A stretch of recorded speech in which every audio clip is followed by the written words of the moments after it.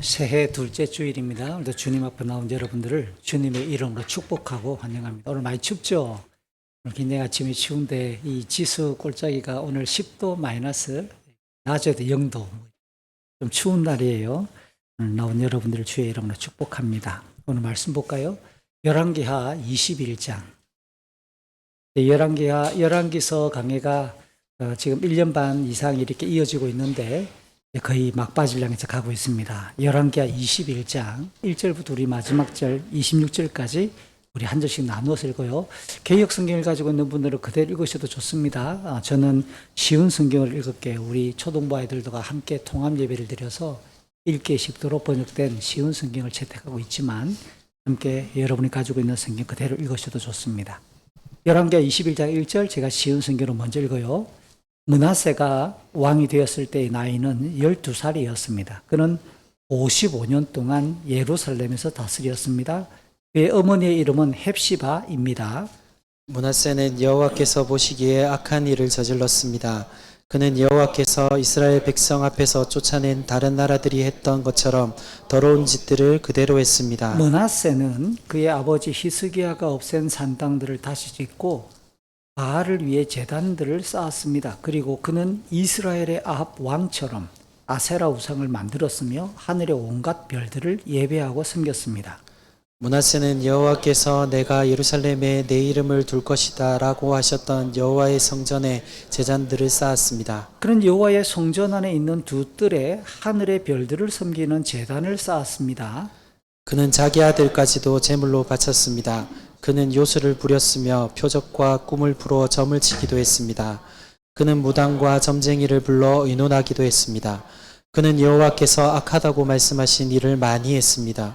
그래서 여호와를 노하시게 만들었습니다. 므낫세는 아세라 우상을 새겨서 성전 안에 놓아두었습니다. 여호와께서는 예전에 그 성전에 대해 다윗과 그의 아들 솔로몬에게 이렇게 말씀하신 적이 있습니다. 내가 이스라엘 모든 지파 중에서 뽑은 이 성전과 예루살렘에 내 이름을 영원히 둘 것이다.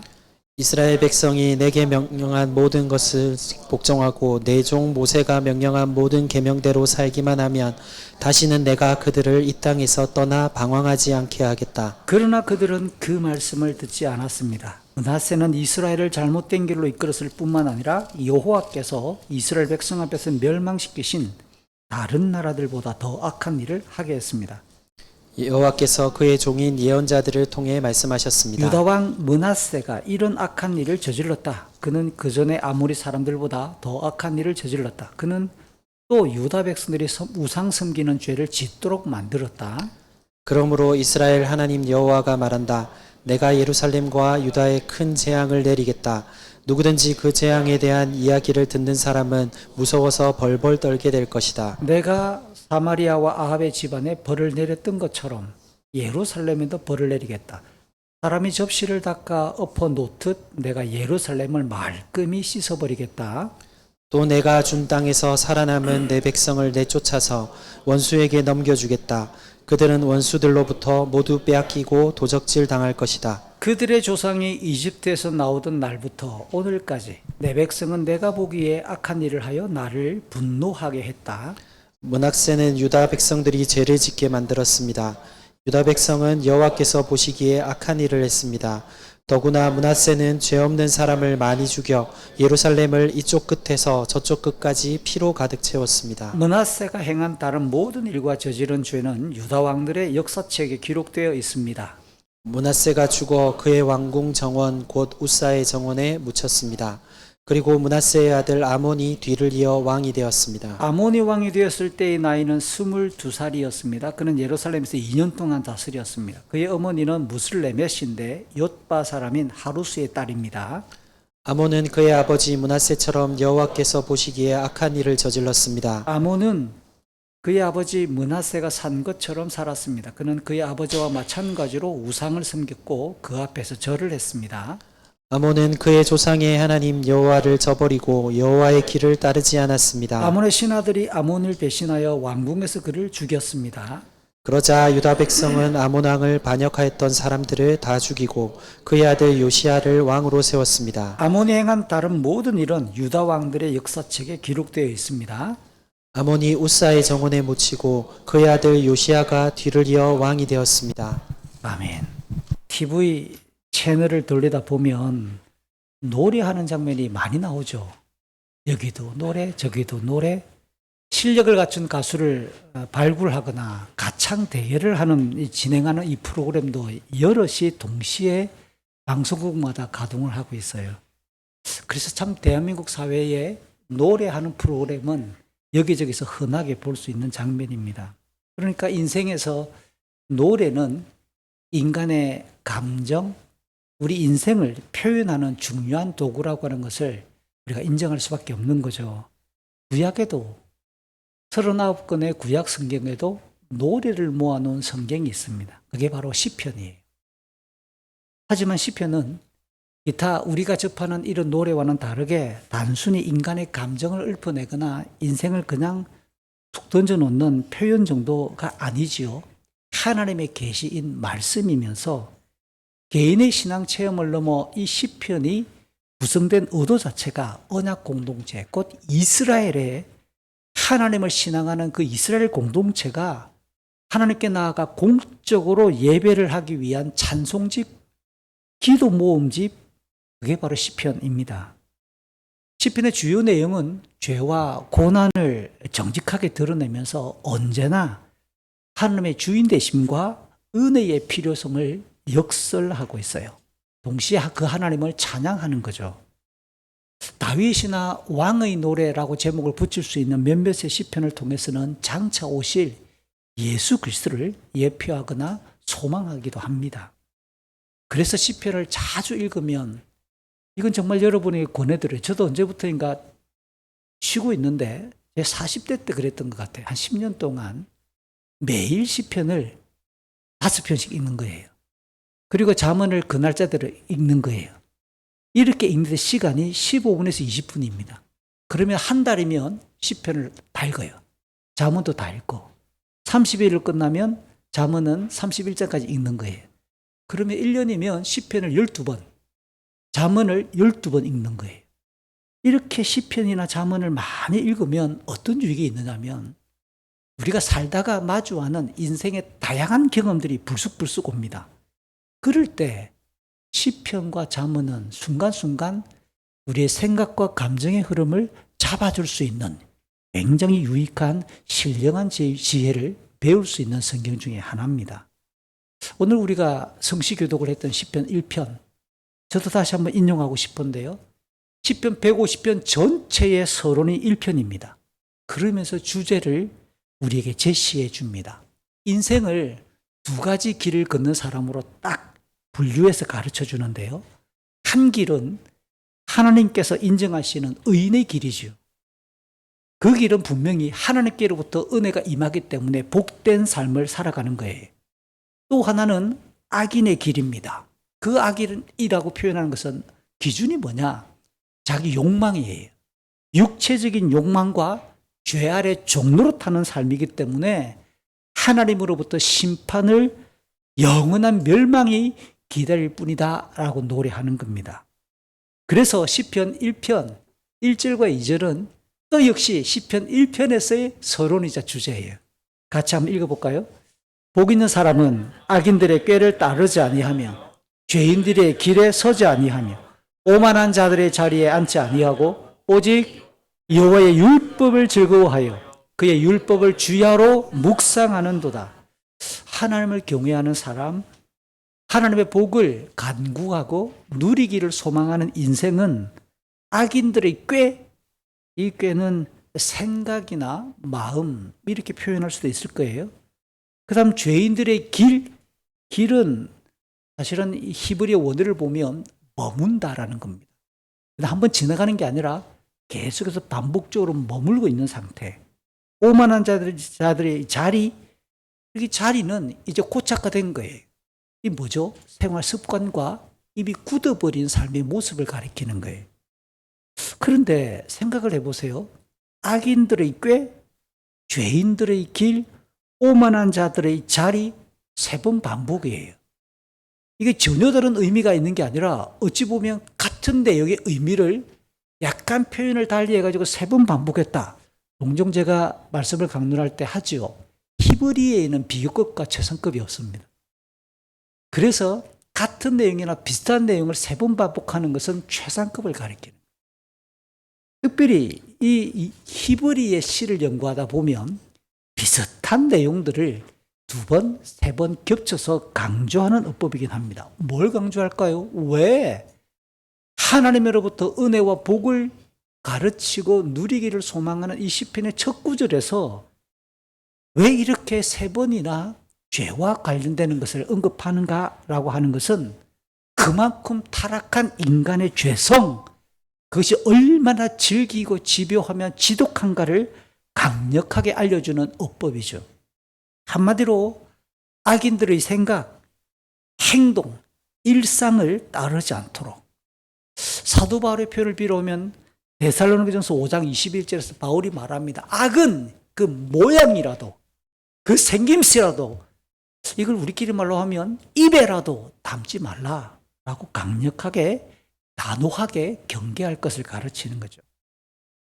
더불어 시편 1편 2절은 이런 인간의 죄성, 정말 질기고 지독한 인간의 죄성을 이길 수 있는 방법, 그것을 통제할 수 있는 비결, 이게 바로 하나님의 말씀이라고 가르치는 거예요. 말씀을 즐거워하고 거기에 담긴 하나님의 뜻에 순종하는 삶이다라고 안내하는 거죠. 우리가 알듯이 디모데후서 3장 16, 17절에서 하나님의 말씀은 우리 인생의 올바른 방향과 경건한 방식을 포함해서 하나님을 바르게 섬기는 삶으로 인도하는 진리가 분명합니다. 죄와 하나님의 말씀에 대해서 제가 이야기했는데요. 오늘 읽었던 이 본문의 내용, 유다의 왕 히스기야의 뒤를 이어 아들이 되었던 이 므낫세, 그리고 므낫세의 아들 아몬이 연이어 저기위에서 다스리는 유다 상황인데요. 오늘 이 두 사람의 이야기, 특별히 오늘 본문은 90% 이상이 므낫세에 집중하고 있어요. 이들을 내가 지금까지 이야기했던 이 주제를 따라 죄성과 하나님의 말씀이라고 하는 이 2가지 기준을 따라 이들을 한번 해부하면 본문이 명확하게 드러날 것으로 보여집니다. 그래서 우리는 본문을 살피면서 연초니까 또 아직까지 새해의 삶을 계획하기 딱 좋은 이 시즌이니까 여러분 각자가 여러분 가정들이 연초에 계획을 세우고 있을 이 즈음에 하나님의 말씀과 관련한 여러분들의 목표를 한번 세우고 함께 의기투합해서 하나님의 말씀을 읽고 묵상하는 올 한 해의 삶을 여러분을 통해 격려하고자 합니다. 지난번에 살폈던 직전의 문맥인 20장을 간략하게 요약을 해볼까요?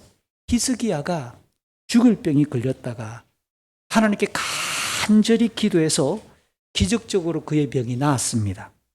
그 기쁨이 너무 커서 하나님께서 고쳐주신 그 기쁨에 너무 취해서 영적인 긴장이 풀리고, 이게 참 우리 인간의 연약함입니다. 방방 뜨다 보면 너무 그냥 막 홈런을 때리고 나면 너무 좋아가지고 긴장이 풀릴 때가 한두 번이 아니거든요.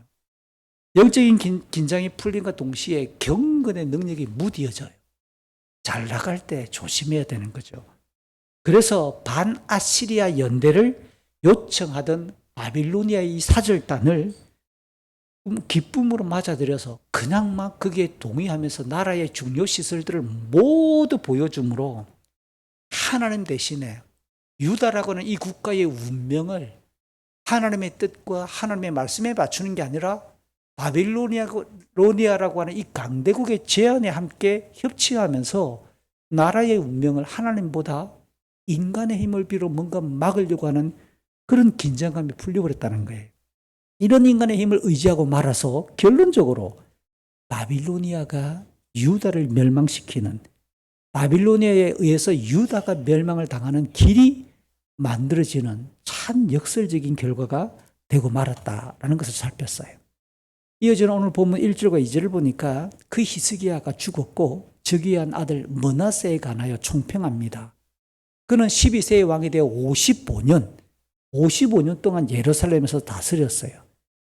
구약의 역사를 연구하는 학자들의 견해를 조금 빌어오면 이 55년 중에서 초기 므낫세에 12세에 즉위했으니까 뭘 제대로 알았겠어요. 10년 정도는 아버지 히스기야가 살아있을 때 그가 공동 통치를 했을 것이다 라고 대부분 추정을 합니다. 그리고 이어서 나머지 단독 통치를 진행했는데 어쨌든 이 55년 동안 다스렸다는 기록은 이스라엘 역사 남북으로 갈라지고 난 이후든 이전이든 간에 이스라엘에서 왕으로 통치했던 모든 사람들 중에서 최장수 통치 기록이에요. 55년 동안 그가 다스리는 기간 동안 여전히 전 세계의 힘은 아시리아에게 집중되어 있고 강력한 제국주의를 표방하고 있는 이 아시리아에 의해서 유다도 위협을 당하고 있는 실정입니다. 당시 아시리아의 왕들은 사네립, 구약성경에 나오는 사람들입니다. 에살핫돈, 이슈르 바니발 이 세 사람이 연이어 통치할 때 므낫세가 55년 동안 쭉 유다 왕위에 앉아 있는 거예요. 사실 이 통치 기간보다 오늘 본문 2절은 더 우리에게 집중해야 될 문장을 제시합니다. 그게 뭐냐? 여호와 하나님 보시기에 악한 일을 했다. 그러니까 늘 우리가 기억해야 될 것은 우리가 100세를 살았다, 120세를 살았다, 내가 그 기간 동안 사는 동안 내 재산을 100억을 모았다, 내 자녀들은 이런 대학을 나와서 이런 어떤 직장을 다녔고 이렇게 살았다 라고 하는 일반적인 서술보다 더 중요한 멘트가 있어요. 여호와 보시기에. 우리 인생도 오늘 이 므낫세처럼 하나님이 보고 계시고 하나님이 바라보시는 그 의의 기준을 따라 우리의 인생이 어떠한가라고 하는 평가가 있을 거라는 거예요.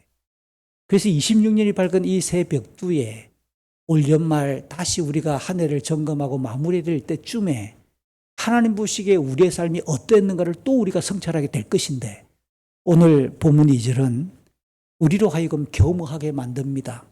우리가 생각하고 꿈꾸는 이 올 한 해의 삶 중에서 과연 하나님 보시기에 우리의 삶이 어떠한가에 대해서 기준을 딱 세워두고 우리의 걸음을 걸어가야 마땅하다라는 거죠. 특별히 그가 악했다라고 이야기를 하는데 여호와께서 이스라엘 백성 앞에서 쫓아내었던 다른 나라들 그들이 했던 것처럼 더러운 짓들을 이 므낫세가 그대로 따라 했다라는 겁니다. 일찍이 모세가 신명기 12장에서 보면 이스라엘 백성들이 가나안 땅에 들어가 살게 될 것을 바라보면서 그 땅의 사람들이 섬겼던 우상들을 따르지 않도록 매우 철저하게 경고했었더랬어요. 그러니까 오늘 이 므낫세의 악행은 당연히 유다도 그 땅에서 쫓겨나게 될 것을 암시하는 복선입니다. 하나님은 너무 공의로우시고 완벽하게 공평하시기 때문에 이스라엘에 의해 쫓겨났던 가나안 사람들이 우상을 섬겨서 쫓겨났다 그러면 똑같은 죄악을 범할 경우에 언약의 백성이라서 봐주고 이런 거 없습니다. 똑같이 하나님은 유다 백성들도 쫓겨난 백성들과 똑같은 범죄를 했다면 똑같이 예외 없이 쫓겨날 심판에 대한 복선을 제시하고 있는 거죠. 그래서 여러분 제가 언젠가 표현했던 것처럼 예수 믿지 않는 친구분들이 우리에게 시비를 걸어옵니다. 하나님 너무하지 않냐? 왜 가만히 살고 있는 가나안 땅 사람들에게 이스라엘이 떠들어 다니다가 430년 동안 이집트에 있다가 나왔으면 일단 그들은 떠돌이 생활을 하다가 왜 가나안 땅에 들어가면서 그냥 칼질해가지고 그 원주민들을 다 죽이고 살해해가지고 그냥 땅을 뺏어서 사냐? 이게 자본주의적인 시각으로 보면 이상한 거 아니에요. 여러분이 여러분 집에 살고 있습니다. 등기가 여러분 이름으로 되어 있는 여러분 소유입니다. 어느 날 강도들이 그냥 와가지고 탕탕탕 대한민국은 탕이 없다 그죠? 착착착 칼로 그냥 자고 있는 우리 가족들 다 죽여버리고 우리 집. 그게 말이 됩니까 안 됩니까? 우리나라의 시각에서 말이 안 되는 것을 구약을 읽어보니까 여호수아를 통해 그랬다는 거예요. 여기에 우리가 말을 잘 못합니다. 변호를.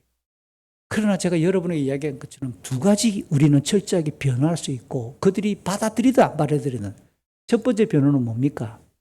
그 땅의 주인이 누구인가라는 질문입니다.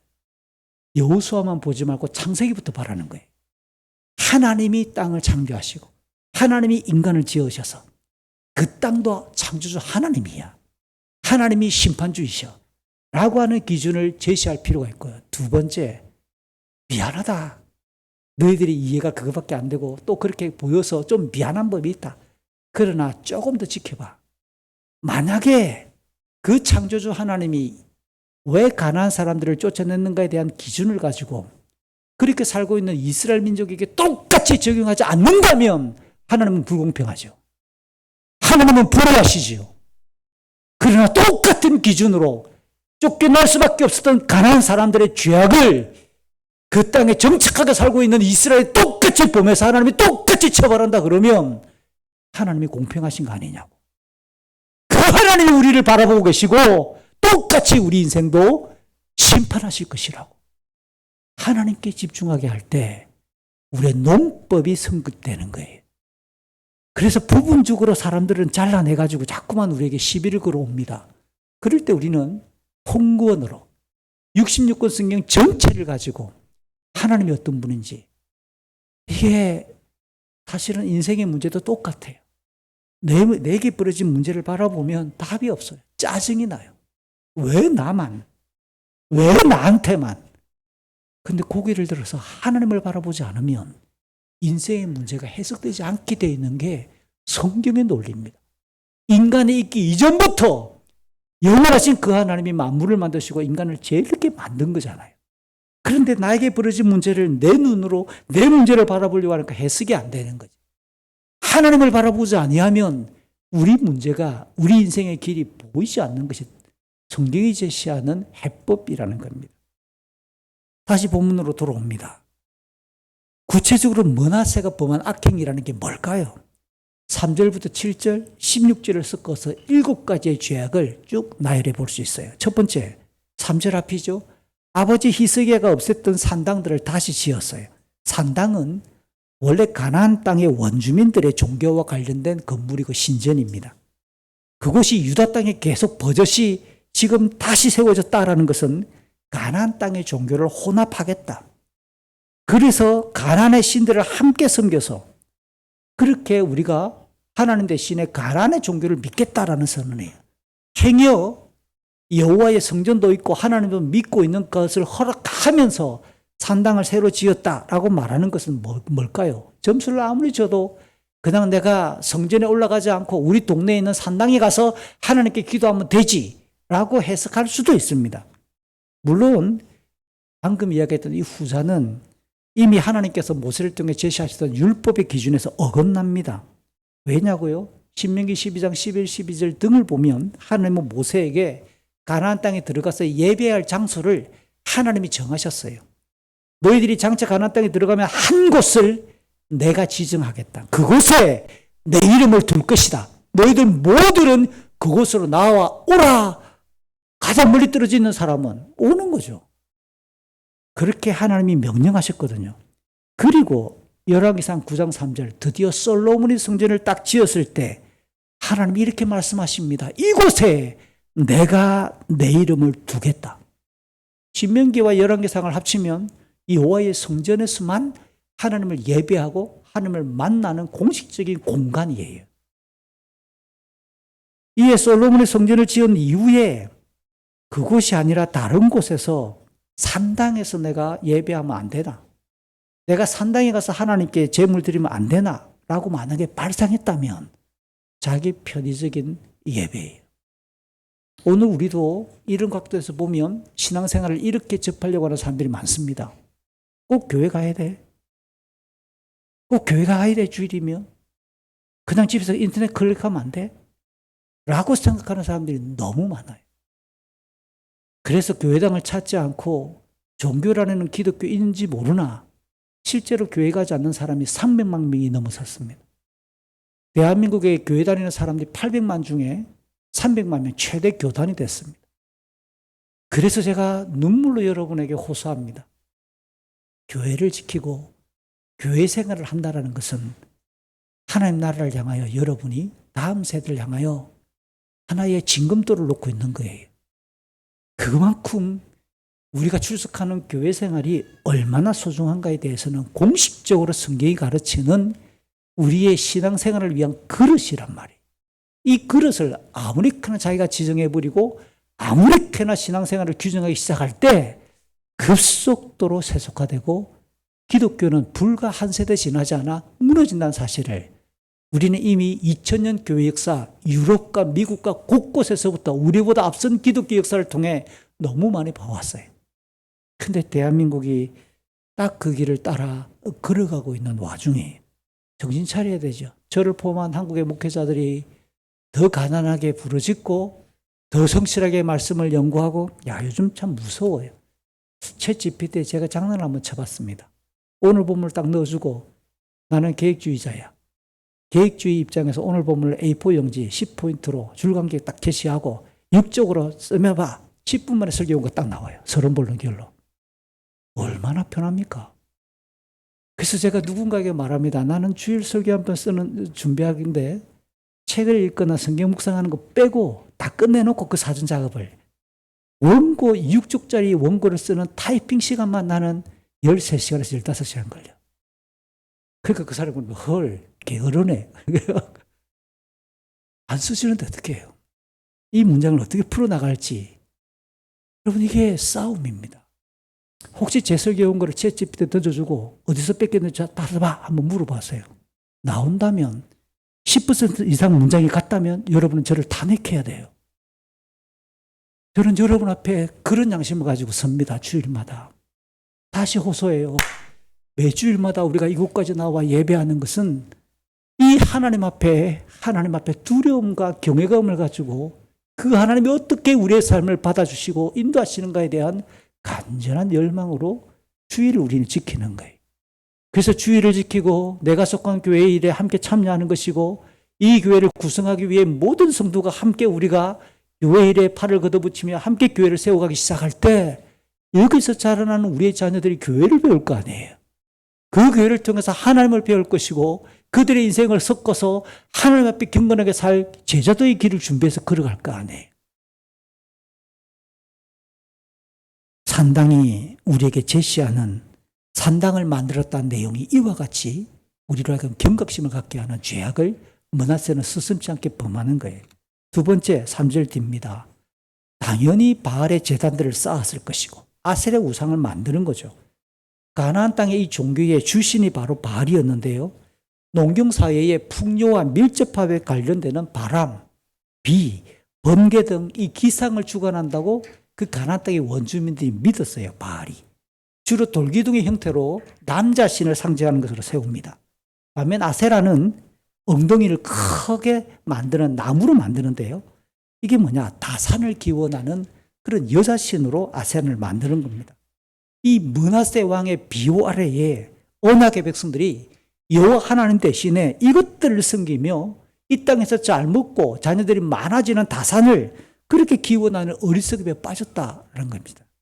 세 번째 3절 끝에 나오죠. 하늘의 일을 성신을 경배하며 섬깁니다. 그러니까 이 므낫세는 그냥 굉장히 많은 신들을 다 끌어당기는 거예요. 원래 하나님께서는 창세기 1장에 의하면 해와 달과 별들을 만드시고 이 해와 달과 별들의 용도를 지정해 주십니다. 뭐지요?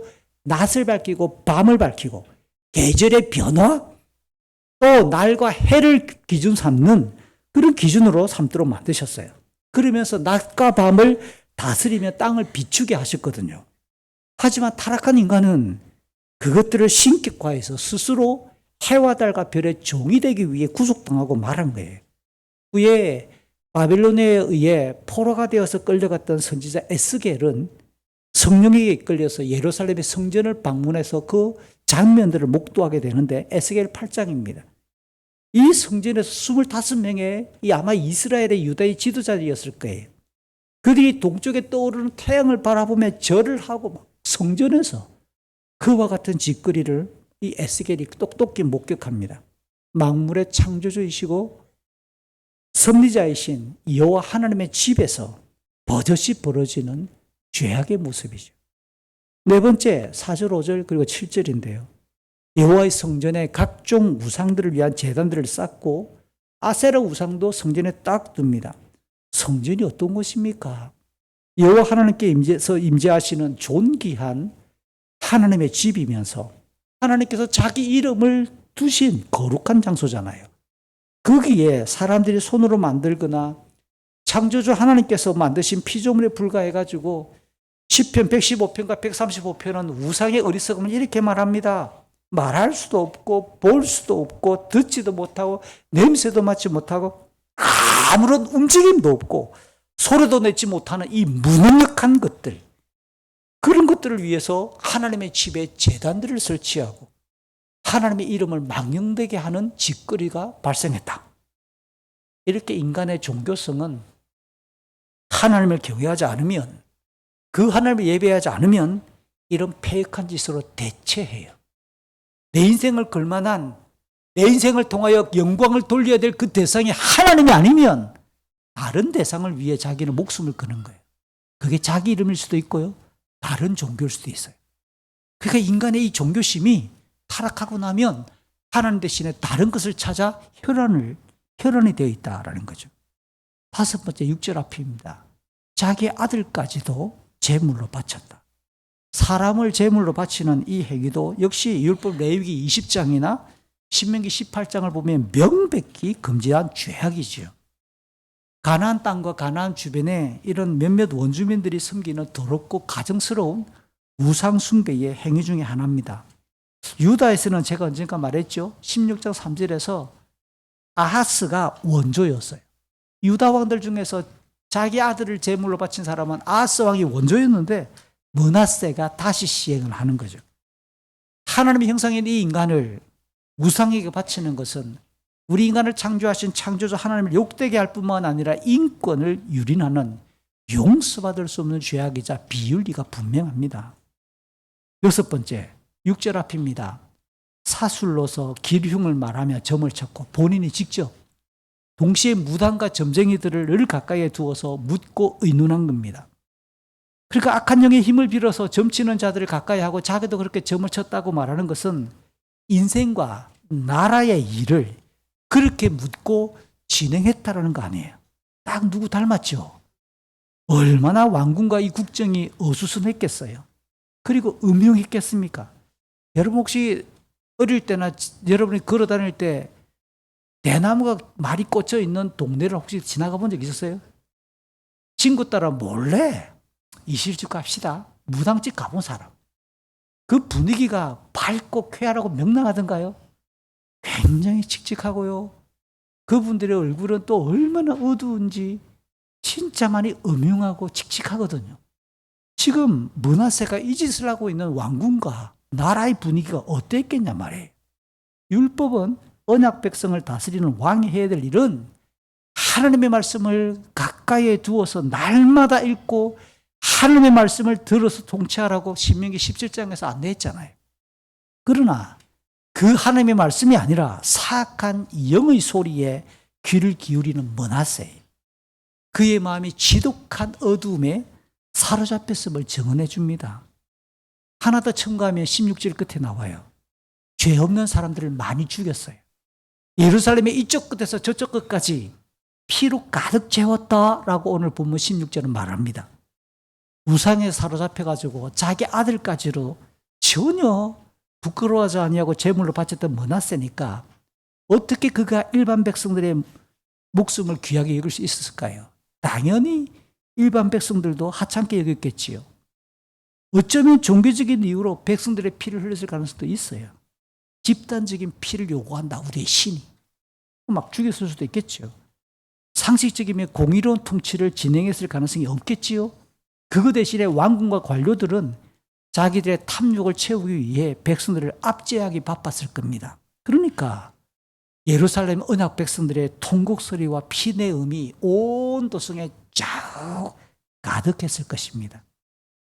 이상과 같은 므낫세가 범한 죄악들의 배경을 열왕기서 저자는 하나님 말씀에 가볍게 여겼다라고 해석하고 판단합니다. 8절, 솔로몬이 성전을 지은 다음에 하나님께서는 이스라엘 백성이 하나님의 말씀을 복종하고 충신에 따라 살면 다시는 그 땅에서 떠나 방황하지 않을 것이다 라고 약속하신 그 내용을 8절에 그대로 인용하는 거예요. 물론 하나님이 이 솔로몬에게 약속했던 그 약속의 내용 안에는 이스라엘 백성들이 성전을 지었다 하더라도 말씀에 불순종하게 되면 그곳에서 쫓아내실 것이고 다른 백성들에게, 다른 나라의 사람들에게 속담거리와 웃음거리가 될 것이라는 경고도 열왕기상 9장 4절 이하에 포함되어 있습니다. 계속해서 9절에서는 므낫세가 하나님의 말씀을 듣지 않았다, 딱 마침점을 찍죠. 백성들을 잘못된 길로 이끌되 여호와께서 이스라엘 앞에서 멸망시킨 다른 나라보다 더 더 악한 일을 하게 했다라고 2절에 이어서 또 반복해서 판결합니다. 그렇다면 유다 백성들 앞에 유다란 이 나라의 앞길이 뭐겠습니까? 흥미로운 것은 지나온 17장에서 북이스라엘이 멸망했던 내용들이 쭉 나왔는데요. 북이스라엘이 멸망했던 이유와 17장에 오늘 보면 므낫세가 저질렀던 죄악을 교차적으로 한번 비교해 봤습니다. 그랬더니 많이 겹쳐요. 일월 성신 경배, 인신제사, 사수를 쓰는 것, 여호와 보시기에 악한 일을 행했던 것, 말씀을 가볍게 여기고 불순종한 일, 이런 일들이 겹칩니다. 그러니까 여러 가지가 겹치면서 똑같이 유다도 그렇게 멸망하겠다. 누구를 통해 누구의 죄악이 결정타였다? 열왕기서의 내용을 비교해 보면 므낫세를 통해서 유다의 멸망은 돌이킬 수 없이 확실하다라고 하는 것을 오늘 본문은 보여주는 겁니다. 그러면 하나님께서 이런 므낫세의 죄악을 지적함과 동시에 어떻게 대처하실까요? 역시 열왕기서는 하나님의 말씀을 전하는 선지자들의 역할을 굉장히 비중 있게 다루고 소개했잖아요. 이번에도 선지자들을 활용하십니다. 10절은 누가 하나님의 선지자로 부름받았는지 구체적인 이름 대신에 여호와의 종들인 선지자들이라고 복수로 표기해서 여러 명의 사람들을 하나님께서는 이 므낫세의 시절에 활약하게 했고 말씀을 전하게 했다는 사실을 보여줍니다. 이렇게 무명히 등장하는 것은 사람 이름을 소개하지 않는 것은 그 사람에 대한 관심을 끄고 그들이 증거한 하나님 말씀에 오롯이 하라라고 하는 수사학적인 표현이죠. 선지자들이 므낫세와 유다 백성에게 전했던 말씀은 11절부터 15절에 소개되어져 있어요. 먼저 11절을 보니까 하나님께서 유다 왕 므낫세가 지은 죄를 한 줄로 딱 정리합니다. 이전에 아무리 사람들보다 더 악한 일을 저질렀고 유다 백성이 우상 섬기는 죄를 짓도록 만들었다라고 총평하는 겁니다. 아무리 사람들은 가나안 원주민들을 대표적으로 일컫는 말이에요. 그래서 이미 두 차례나 2절과 9절 언급했던 것을 오늘 보면 11절은 세 번째 언급하는 거예요. 이스라엘이 가나안 땅에 정착할 때 그 땅의 사람들이 행했던 우상 숭배의 징벌로 그들이 하나님께서 이렇게 이스라엘 앞에서 쫓겨나게 하셨던 것처럼 유다 백성의 멸망, 그들의 포로 생활이 예견되는 겁니다. 다만 지금은 아시리아가 맹위를 떨치고 있으나 우리가 지난번에 살폈던 히스기야의 이야기를 접목시켜 봐요. 히스기야를 통해서 확인되었던 것처럼 장차 아시리아를 무너뜨리고 누가 득세하겠다? 바빌로니아가. 그 바빌로니아에 의해 유다가 멸망할 것입니다. 따라서 오늘 보면 12절은 하나님께서 예루살렘과 유다 땅에 내리실 이 재앙의 이야기를 듣는 사람들마다 너무 무섭고 공포스러워서 벌벌 떨게 될 것이다 라고 알려줘요. 오늘 본문에 이름이 나오지 않는데요. 누가 귀가 쟁쟁거리도록 설교할까요? 멸망을 앞두고 예레미야. 그래서 예레미야를 읽으면 수많은 사람들이 예레미야를 구타하고 설교하지 못하게 말씀을 전하지 못하게 그의 예레미야 입을 구타하고 가두고 막 욕을 하는 거예요. 그러니까 오늘 12절에서 너무 끔찍해서 귀가 쟁쟁 울릴 것이다. 그런 여기에 예레미야의 사역이 슬쩍 비칩니다. 매를 맞으면서 전했던 예레미야. 그 말을 들었던 예루살렘 사람들이 얼마나 싫어하고 유다 사람들이 핍박했던지 연결되는 거죠. 실제로 하나님의 징벌은 엄중하고 혹독해요. 사람이 때리는 매도 아프지만 창조주이신 하나님이 때리는 매는 굉장히 셉니다. 율법에는 신명기 28장을 정리해 보면 생존의 필수품인 먹거리를 극도로 제한해서 기근이 임하게 합니다. 육신의 재앙인 전염병을 하나님이 일으키시기도 하고요. 전쟁을 통해서 아예 멸망을 시키고 먼 나라로 포로로 끌려가 생활할 것도 언급하고 있는 거죠. 가까운 역사적 사례로 제가 조금 전에 이야기했던 17장을 지나왔는데 북이스라엘이 지금 아시리아에 멸망해가지고 먼 나라로 끌려가 포로 생활하고 있잖아요. 이를 바탕으로 선지자들은 13절, 14절에서 유다 역시 북이스라엘처럼 대적들에게 멸망할 것이라는 하나님의 심판을 여과 없이 그대로 선언합니다. 독특하게도 북이스라엘의 수도 사마리아와 가장 악했던 집안 아합의 집안, 이 집안을 이렇게 상징화하면서 13절을 보니까 유다의 이 멸망이 이 사마리아 아합 집안과 연결시키고 있습니다. 그러면서 이 유다의 멸망 14절에서는 단순히 심판이나 형벌로만 끝나는 게 아니라 사람들이 설거지를 해가지고 물이 빠지라고 딱 그릇을 엎어놓는 그 그림을 딱 설명하면서 이 하나님께서 예루살렘을 말끔히 설거지하시는, 씻으시는 것이다 라고 표현해서 심판이 심판으로 끝나는 게 아니라 그들을 정결케 하시는 구원의 역사를 암시하며 신령한 역사까지를 포함시켜요. 하나님께서는 언약의 백성을 징벌하시면서도 구원의 역사를 똑같이 병행하시는 분이라는 거죠. 주목할 것은 이 북이스라엘의 아합과 므낫세 악행의 연관성이에요. 이것도 연결해 보면 아합과 므낫세의 공통점이 발견되는데요. 각각 북이스라엘과 유다에서 처음으로 바알의 제단을 설치했던 왕들이 아사랴 목상도 제작했고요. 아무리 사람들과 같이 비교되는 장면도 똑같고요.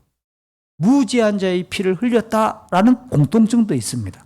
그래서 므낫세의 별명을 붙일 때 남유다의 아합이다 라고 말해도 될 만한 왕이었다는 거죠. 이같이 자기 백성을 향하신 하나님의 징벌의 이유를 15절은 또 이야기합니다. 과거 이스라엘이 이집트에서 나올 때부터 오늘까지 하나님 보시기에 악한 일을 지속했다. 여호와 하나님의 분노를 샀다라고 밝혀요. 출애굽 때의 죄악, 출애굽 시점까지 올라갑니다. 하나님과 언약을 맺었던 이스라엘이 하나님으로부터 징벌을 받아 멸망할 수밖에 없다라고 하는 그 사건 중에 이 이유가 뭐냐? 출애굽 때의 죄까지 올라가는데 도대체 뭔 일일까요? 제가 얼핏 머릿속에 떠올리는 장면은 언약을 맺은 이유로 보면 출애굽기 32장. 언약을 맺은 백성들을 대표해서 모세가 시내산에 언약의 말씀 10계명을 받으러 올라간 40일, 그 40일을 못 기다려서 산 아래에서 무엇을 만들었죠? 금송아지 우상. 그때 모세가 내려와 하나님께 받아들고 내려왔던 돌판을 어떻게 합니까? 던져서 깨어버립니다. 언약의 파기. 더 이상 하나님의 백성이 아닌 것을 눈으로 보여주는 상징적인 행동, 퍼포먼스였었어요. 그럼 그때로부터 시작해서 이스라엘 백성들이 오늘 본문까지 쭉 왔다. 그러면 시간적 연대를 계산해 보면 보수적인 관점에서 출애굽의 그 연대를 1446년 주전으로 봅니다. 그리고 예루살렘의 멸망은 주전 586년. 이거 빼기를 해보니까 840년간이에요. 이게 하나님은 출애굽 때 그들이 범했던 죄악으로부터 예루살렘이 실제로 멸망할 때까지 몇 년을 두고 보고 지켜보면서 기회를 줬느냐? 840년간을 참으시고 기다려주시는 거예요. 하나님께는 천년이 하루 같으니까, 하루가 천년 같으니까 하나님은 그런 기회를 우리 인생에게 두고 보는 거예요. 우리 부모님들이 기억해야 될 게 있습니다. 우리 때는 이렇게 지나간다라는 것으로 안주해버리면 안 되는 거예요. 그래서 우리 어른 세대들은 우리의 다음 세대와 자녀들을 위해서 계속 눈물로 호소하고 그들에게 하나님을 신앙할 수 있는 길들을 제시하기 위해 교육이든 상담이든 모범이든 우리가 동원할 수 있는 모든 동원을 다 동원해서 돈이든 그렇게 우리 자녀들에게 하나님 앞으로 나올 수 있고 그들이 예배할 수 있도록 최선을 다해서 우리는 제시해야 될 의무가 있는 거죠. 므낫세 한 사람의 죄 때문에 과연 예루살렘과 유다가 망한다고 말하는 건 아니에요. 출애굽 때부터 시작해서 지금까지 하나님이 기다린 결과이죠. 단지 므낫세가 한 일은 유다의 왕으로서 멸망당하는 것이 진짜 더 이상 하나님이 안 참으셔도 됩니다 라고 말할 만큼 유다의 멸망이 합당하다는 것을 보여주는 유다의 죄악, 언약 백성들의 죄악을 대표하는 결정적인 인물이 바로 므낫세다라는 대표로 벌받아야 된다라는 내용이죠.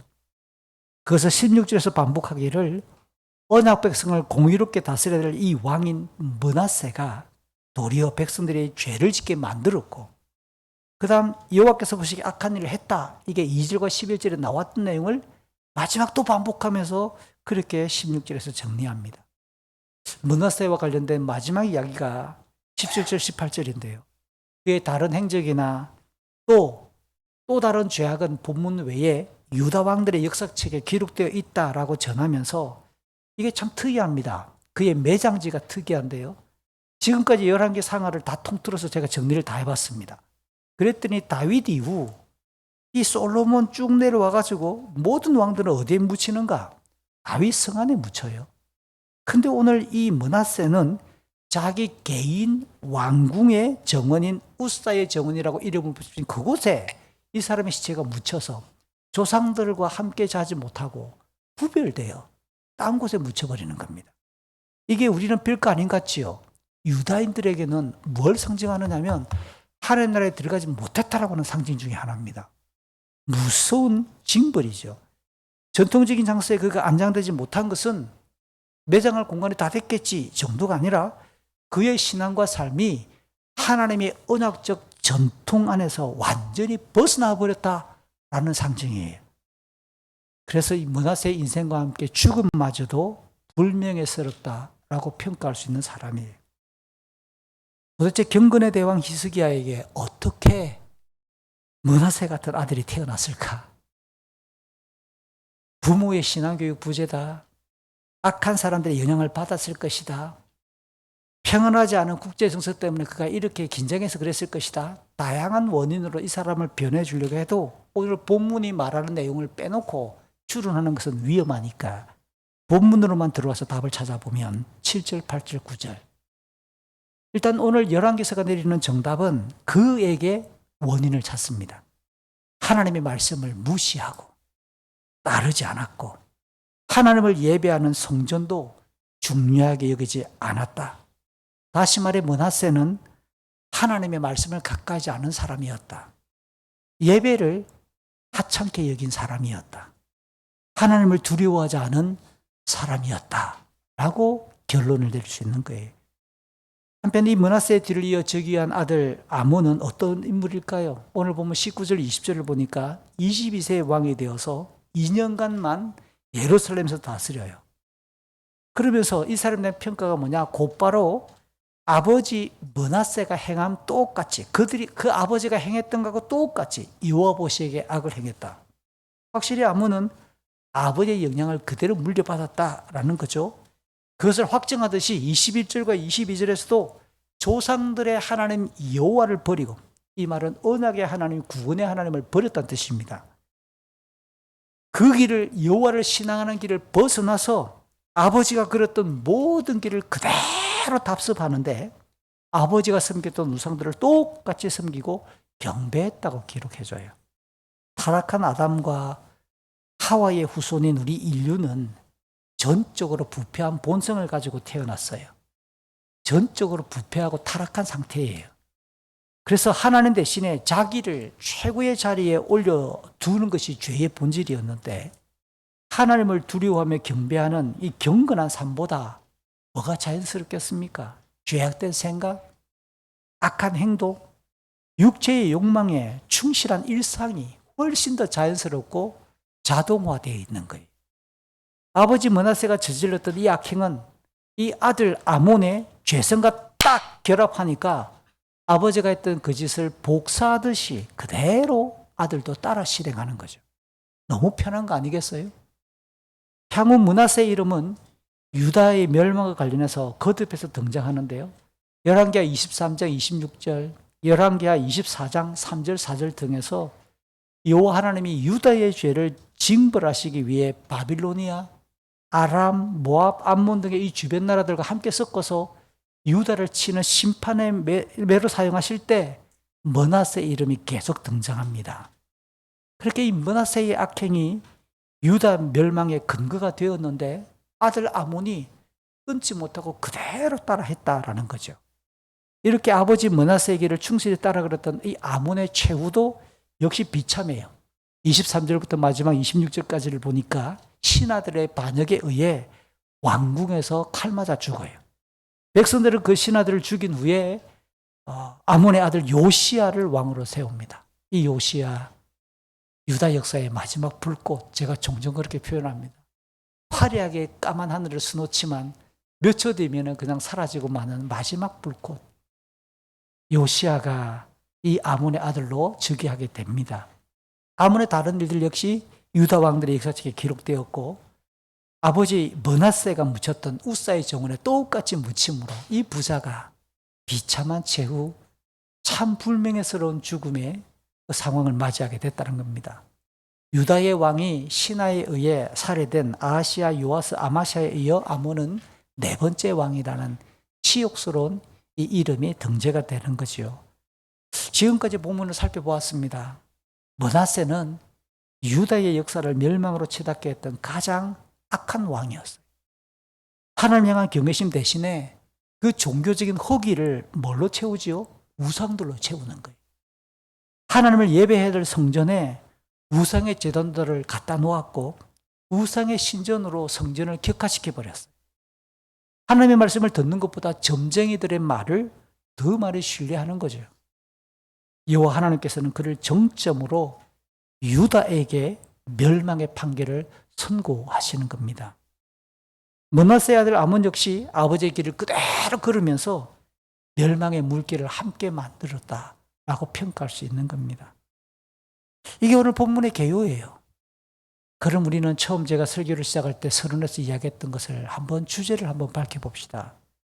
성경을 통해서 우리가 확인할 수 있는 교훈이 있는데요. 죄가 뭘까요? 그것은 창조주 하나님을 반역한 것이 죄라는 거예요. 그 하나님을 부정하거나 모르거나 섬기지 않는 것이 죄라는 사실입니다. 우리 지나왔는데요.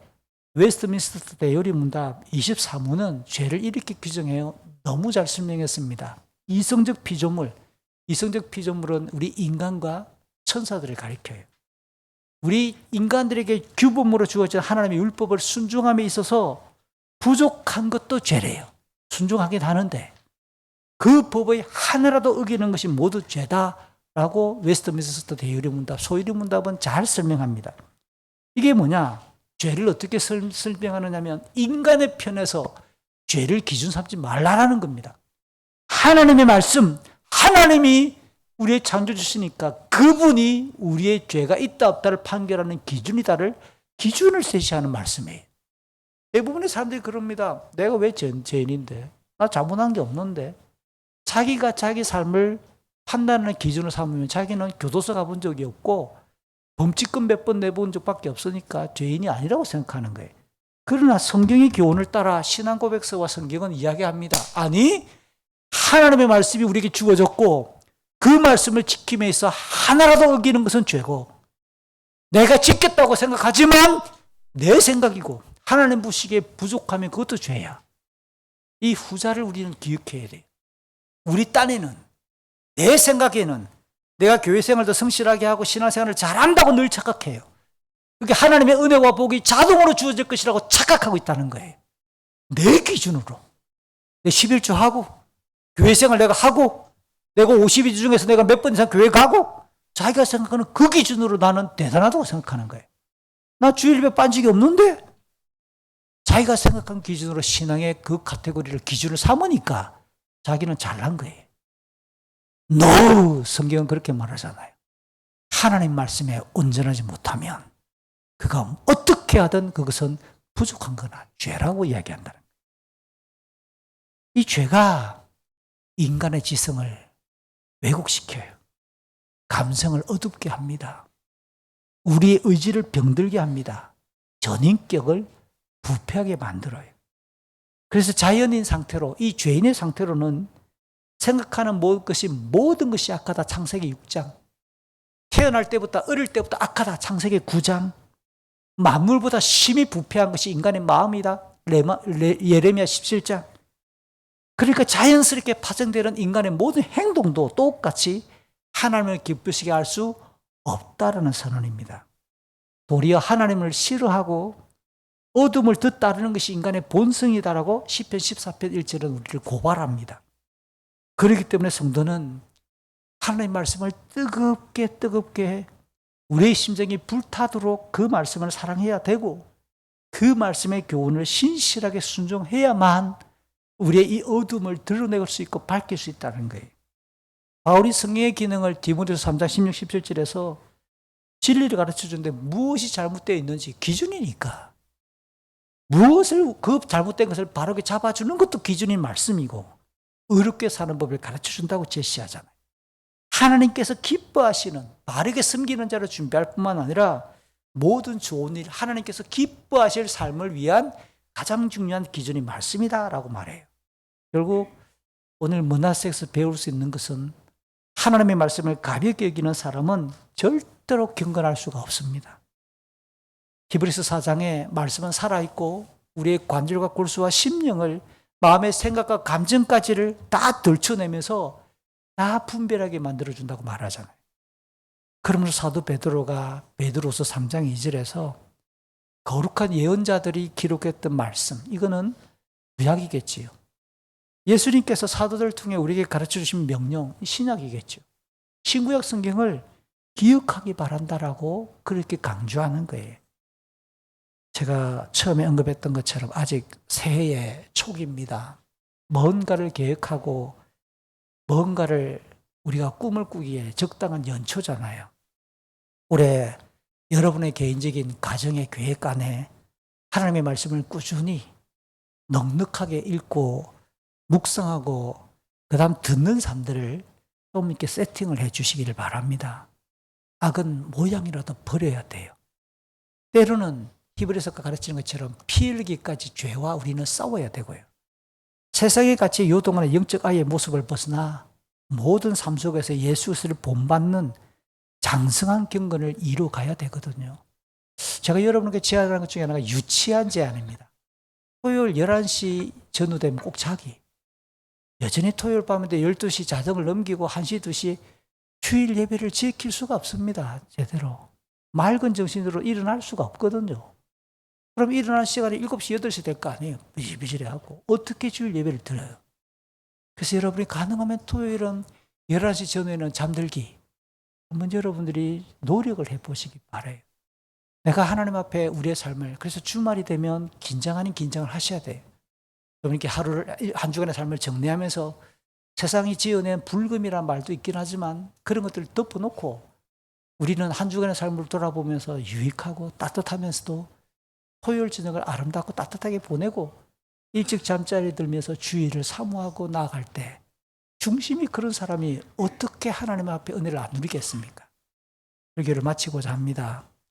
예수님의 말씀을 인용했습니다. 요한복음 17장 14절 17절. 올해 여러분들이 성경 읽기나 성경 묵상을 좀 많이 진행하시길 바라요. 정말 이렇게 한번 목표를 야단에 세워서 하루에 석 장, 주일에는 5장 읽으면 성경 1도 갑니다.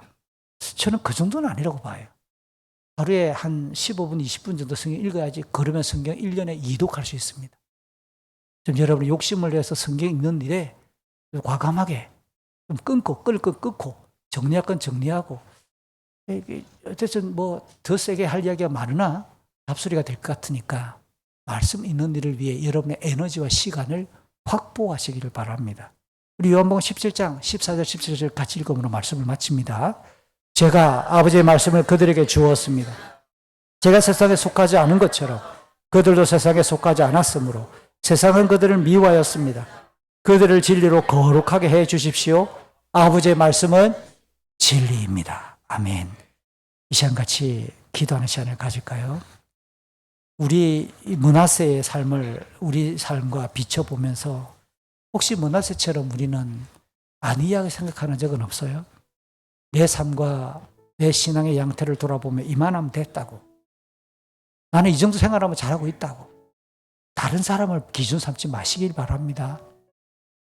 엄위하신 하나님 앞에 내 삶을 딱 돌아보며 하나님 치열하게 내 삶을 주 앞에 드립니다. 경건한 걸음이 되게 해주십시오.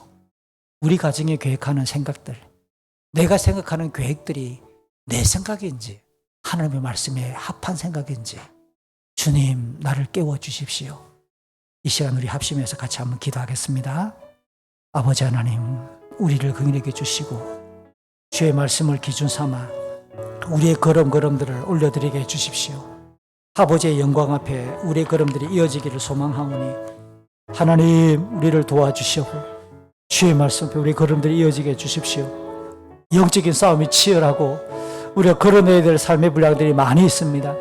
하나님 아버지, 경건의 모양을 견고하게 세우고 경건의 능력이 임하도록 도와주셔서 이 마지막 세대의 아버지의 백성으로 하나님 우리의 삶을 통하여 주의 나라가 이루어지도록 하나님의 선한 뜻이 거룩하게 이루어지도록 붙들어 주시고 올 한 해 동안 우리의 걸음을 주님 신실하게 인도하여 주시옵소서.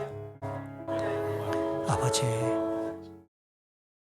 존귀하신 아버지 하나님, 허락하신 올해의 삶을 시작하며 우리의 중심이 주님을 경외하며 말씀으로 가득 채우도록 도와주시옵소서.